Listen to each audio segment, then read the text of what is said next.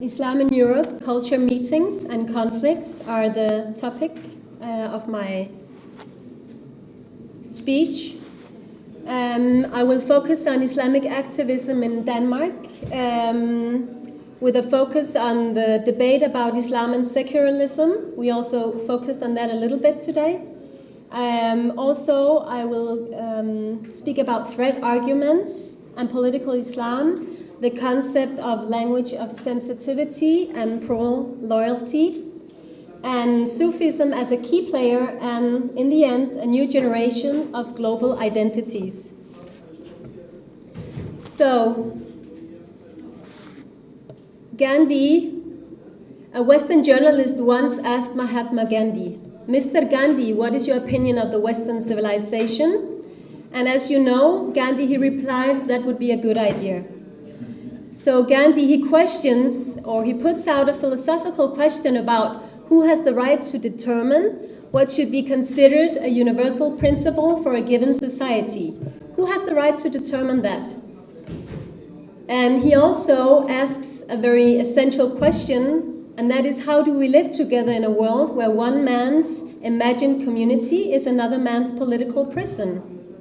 Or how do we live in a world where one man's definition of terrorism is another man's fight for justice, freedom, and liberty? As you may know, Nelson Mandela... What? Okay, it's too quickly? Sorry.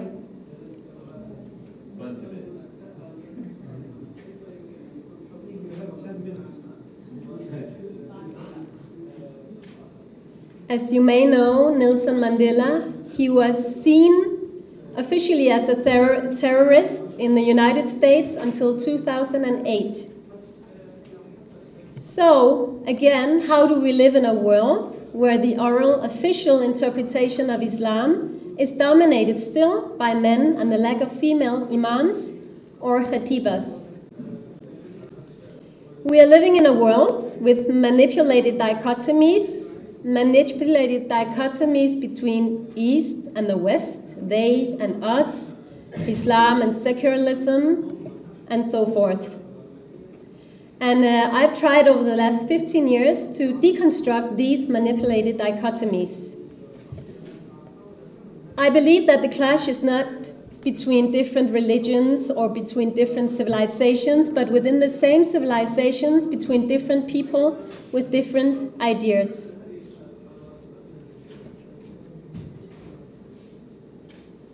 And to start from the beginning, this is my beginning. It's my father and my mother. My father is a Syrian refugee. He's from Syria, and he fled the Assad regime. And he met my mother in Denmark. She's Finnish, Christian, and they fell in love. He fell in love with her before she fell in love with him. He fell in love with her at first sight, and he asked her to marry him the first time he saw her. And of course she said no thank you, but they were married 1 week later and they're still married today. So if I ask them, how do you do it? How do you combine Islam and Christianity? How do you combine East and West? The answer is that everyone has to make a compromise and everyone has to stop monopolizing the truth. If we go back to our theme, secularism and Islam, are they compatible sizes? Can we combine the two things or not? I think that the question of loyalty is often combined with a specific narrow definition of secularism defined as non-religiosity. And today, Muslims in Europe, and especially in Denmark, we are often confronted with the same questions all over again, especially if you become more powerful. As a Danish Muslim, if you enter politics, I used to be a candidate for the parliament. If you get powerful in any sense, you will have the question, where is your loyalty? Is it in the Quran or is it in the Danish constitution? And of course the answer is quite stupid and insinuates that people are not able to embrace different ideas of what is valuable at the same time. It's like when my daughter, I have 4 children, it's like when my daughter asks me, who do you love the most, me or my brothers? And I tell her, I love you all equally, but I have loved you more because she's the oldest. So of course people are able to embrace different ideas of what is valuable at the same time. It is possible to be a Muslim secularist and a faithful believer in the Quran as the word of God at the same time. It is possible to combine opposite principles, ideas, philosophies, religions, cultures at the same time. They can coexist. And I believe that the essential question, when we focus on the debate on Islam and secularism, the essential question is combined to the language of sensitivity. In Arabic, we call it adab. Adab, it's to be sensitive. That's a definition of adab. We have to ask ourselves, what is important to you? We have to ask others, what is important to you and why? And if we stop asking that essential question, every kind of dialogue will stop. So, if we look at the theme of Islam and secularism, secularism can be defined and practiced very differently. You cannot speak of secularism as one thing. To some people, secularism is a confrontation, not with religion, but with any kind of dogmatic thinking. The term secularism derives from saeculum, refers to the profane, historical, limited in time, in opposition to the sacred, eternal, unlimited, beyond time. Secularism is the philosophy behind secularization. And secularization is materialized secularism. So you can have a vision of secularism without the society is secular. Like in Denmark, we tend to say that we are secular mentally, but constitutionally we are not a secular state. And of course that's a paradox because we often tend or have a wish to export secularism to the whole Middle East. 3 definitions of secularism. I believe there are more definitions, but I will give you 3 different definitions. The first one is practiced here in Turkey or in France. It's a consequent separation between religion and politics. I believe when we look at France and Turkey, it's a kind of fundamental way of putting it. The other definition, that's the one I see myself placed in. Secularism is defined as no, I'm in the third. The second one is a neutral term that balances religion and politics. And the third one, we have a dialogue between religion and politics. If we look at a dialogue between religion and politics, Jürgen Habermas, the philosopher, he's advocating for this definition of secularism. Also, Abdul Karim Surush is advocating for this kind of definition. And dialogue, there's an awareness that religious power and values is seen as an asset, but religion cannot claim superiority and have to accept a universal language. Religious arguments are represented and accepted. So, what is the point of all this?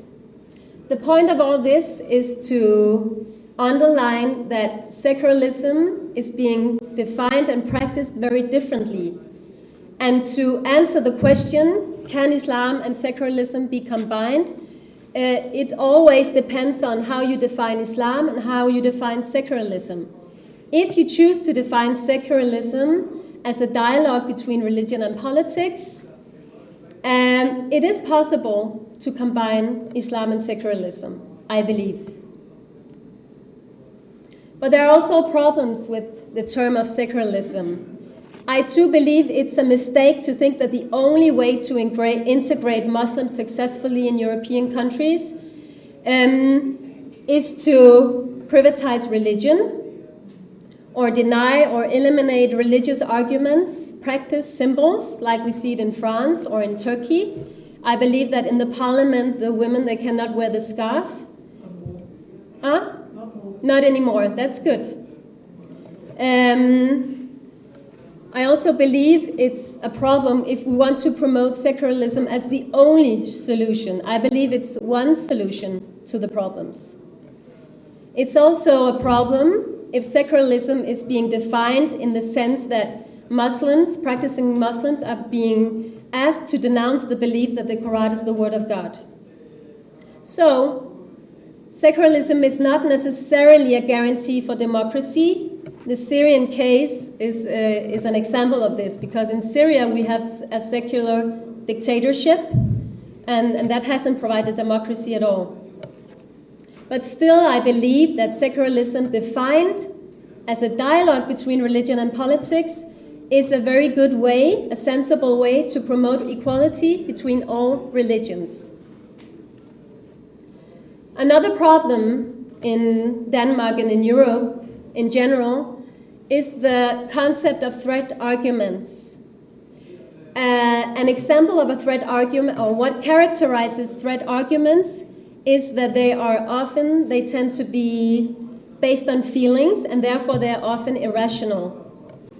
And if we look at an example of a threat argument, the saying that political Islam is a threat to the Western democracy, we hear that all the time, especially nowadays with IS in Syria and Iraq. And of course, you only need to take one course at the philosophy faculty and you will see that this is nonsense. Some forms of political Islam are a threat to the Western democracy, and some forms of political Islam is not a threat to the Western societies. Therefore, you cannot say that political Islam as a whole is a threat to the Western societies. So that's an example of a threat argument, and we hear it at a political level all over Europe all the time, not only in Europe, also in the Middle East. Another example of a threat argument, it's like the reversed Orientalism. It's some Islamists saying that, proclaiming that Western democracies are a threat to Islam and Muslims. And of course, that's not true as well. If we look at political Islam as a concept, I believe it's important, or it's a mistake, to delegitimize certain groups. Our support to democratic movements should also embrace democratic Islamists. And we need to demystify Islamism, and Islamist groups need to demystify the West. Because it is a bad strategy to manipulate dichotomies. Also, our homely debate is based on a security logic of threat arguments, and we need to deconstruct that as well. So, I was inspired by one of the speakers who said that it's an example or a consequence of bad integrations when all these 100 Syrian fighters from Denmark are fighting along with IS. I agree that it's serious and it's bad, and but I think we need to look beyond the problem. Instead of criminalizing these Syrian fighters, we have to understand the concept of the double solidarity. Because why are they going to fight along with the IS? What is the deeper reasons for their wanting to leave Denmark and fight along with the Syrians? I believe that we have to understand the double solidarity, that some people, they really want to help their brothers and sisters in Syria, and somehow some of them, they end up supporting the wrong people. And this is, at some extent, what is happening. I'm not denying that there are radicals also in Denmark who have an intention of supporting radical ideas. But we have to know or understand the nuances before we can criticize the problem. So, my point is that we have to find a way to study and tackle dangerous topics in a less dangerous way. This is me, to the right. I'm doing a field work back 10 years ago, I think. I was doing a field work at the Hizb ut-Tahrir conference in London. It was called British or Muslim, and they were manipulating a dichotomy between being a British or being a Muslim.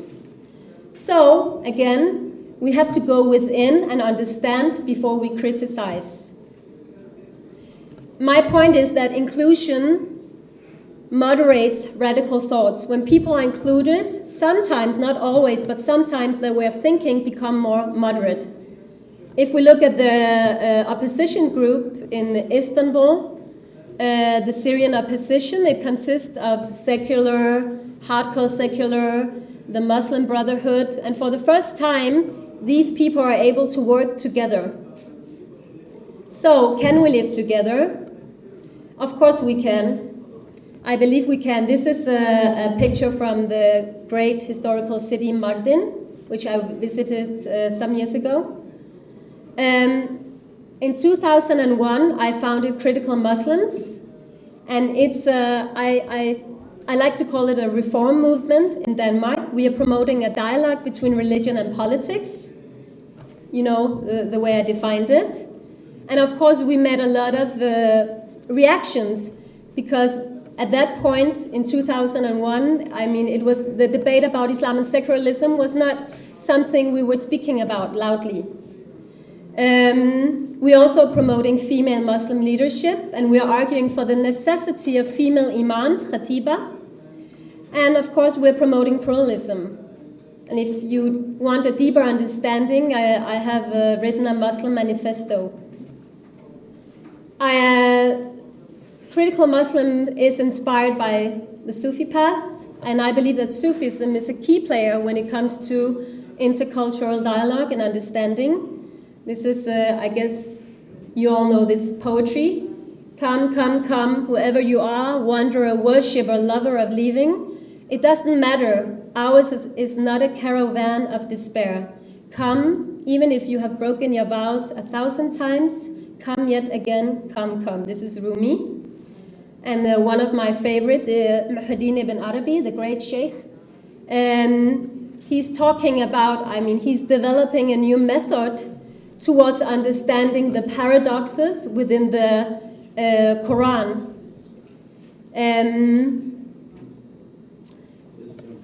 According to Ibn Arabi, the kuffar, you all know what kuffar means? Also the Danish people here? That's bad. Okay. Kuffar, according to Muhyiddin ibn Arabi, the way I had him translated and interpreted, is not the non-Muslims or the Muslims who doesn't, the Muslim who is combining Islam and secularism. The kuffar are the people who denounce other religions, because when doing so, you denounce the source of our religion, and that is Allah. This is an alternative explanation and interpretation. So I believe that Sufism is a key player when it comes to reconciling different religions and cultures, and also when it comes to embracing different ideas of what is valuable. So, to sum up, I believe that one of the biggest challenges we are facing in Europe today is the challenge that deals with the fact that we have to extend our national narrative. And whether we like it or not, the narrative is being extended already. It's happening right now, and it has been happening for many years. Because we have a new generation of global identities, and they are gaining power through knowledge production, and they are writing new narratives. So, the European narratives are being challenged from outside. And this new generation of global identities are emerging within all fields: academics, politicians, art, defense, media, etc.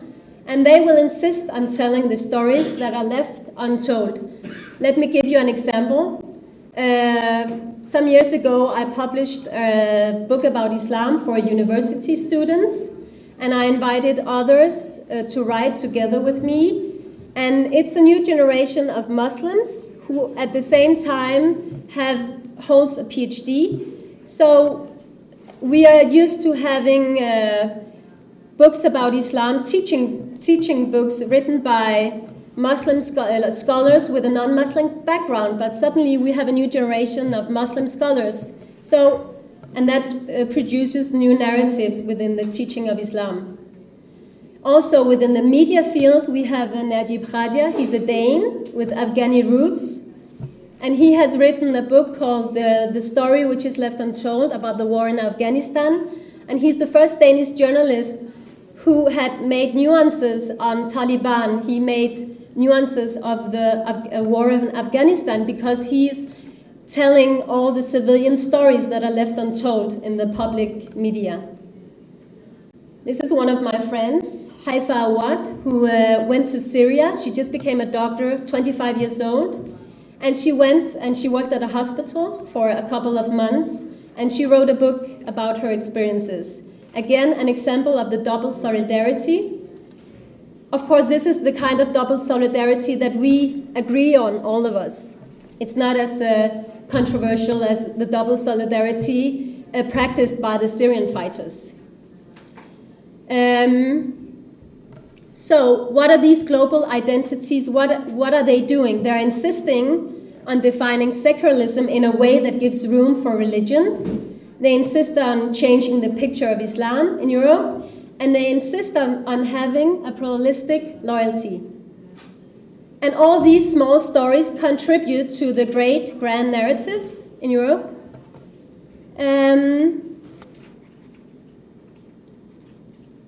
I'm sorry, I think I spoke over time, so I'll hastily continue to the end, to my last remarks. What can we do? To sum up, develop and strengthen a definition of secularism that embraces a dialogue between religion and politics. Establish secular states that guarantee equal rights for all religions and all groups. And that's also a remark to my Christian friends from Denmark. Allowing people to have a pluralistic loyalty towards different values, ideas, religions, and so forth, and create alternative to the forms of political Islam that denounces other religions. Strengthen the Sufi path as a tool for promoting coexistence. Establish a European Islamic Theological University that educates female and male imams. And I know that this is on its way. I just heard on my way to the airport today. Male imams have to promote and allow female imams to give khutbah in mosques all over Europe and in the rest of the world. I have recently established a committee in Copenhagen that consists of female imams and their supporters. And in the end, I have a vision of a united place of prayer for Muslims, Christians, and Jews. So, my last point, you can read it within yourself, and thank you so much for your time.